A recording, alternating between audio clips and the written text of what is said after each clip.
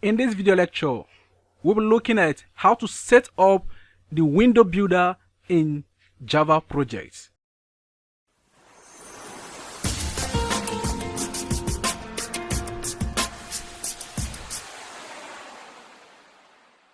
So this is all about Java GUI, and currently, as a beginner, I believe that your Eclipse don't have the window builder installed in it originally.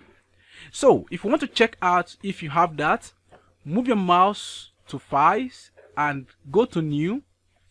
So when you get to New, move your mouse to Other, and down here you can go ahead and put this down. So you found out that you have nothing like window builder here, but if you have that already, you can skip this lecture and move over to the next lecture. But for people who installed this newly and who are following me in this course, let's go ahead and do that together.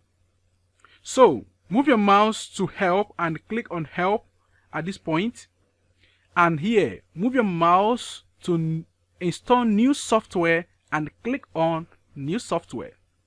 So now that you've clicked on New Software, move your mouse to this drop down and hit on this. Okay, so depending on the version of the Eclipse you've installed at the time of making this video, I installed Oxygen, and you can see that some might have something like Luna or Neo or any other one, or if Hydrogen is out by then. Alright, so depending on the version of the Eclipse you've installed, they are all just the same. So if you really installed Oxygen with me, go ahead and check out oxygen-http://download.eclipse.org/release/oxygen. So depending on your own, you will see just exactly the same thing. In case if you're using Luna, you can see Luna-http blah blah blah and co. They are all just the same. So go ahead and select this. Now you've selected it, you can see that it's popping up some things, trying to check out some things that are necessary to install for us. And here you can see pending, and now it has popped up so many things for us here. So go ahead and drag this down, and you will be searching for general purpose tools, and here I can see general purpose tools. So go ahead and select this right now. You can open up this. So now you've opened up this, you go ahead and move down, and sometimes you might ignore selecting all these by deselecting them, and go ahead and select just the needed ones. Select Swing Designer documents, and all this and that. So there are lots of things to select here, but if I'm you, I'll go ahead and select all at the same time by clicking on this guy, and all will be selected. The problem here is that it will take a longer time for this guy to install, but the fact is that you've selected everything. So now go ahead and hit on Next down here. So you see it's calculating requirements and dependencies. So it's gonna take just a little time. It doesn't waste much time, and this is all. Let's allow that to perform each function, and we move on again. Alright, so now that this has shown us what it can install, so you can see that I have the things I'm going to install here. It usually selects the one it will install and the one it will not install. You see, will not be installed and will be installed. And fortunately also, I have all the things I need. The Swing Designer is here, and I have my window builders and all this and that. So that is why I love selecting the general purpose tools, because I know it's going to install a lot of things I need. But some people will go ahead and select just from Swing Designer and end at window builder components. But I do select all. The fact is that I don't want to run into any problem at all.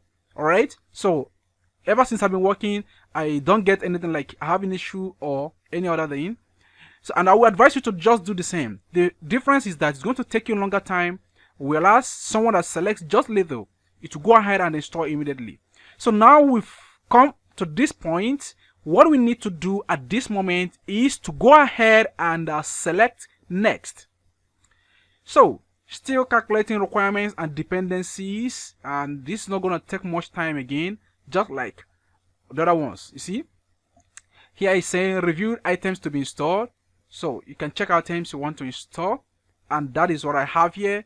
So next, and here you're going to accept the agreement before you can move further. So go ahead and hit on I accept terms of the license agreement and click on finish. Yes, and down here you can see installing software.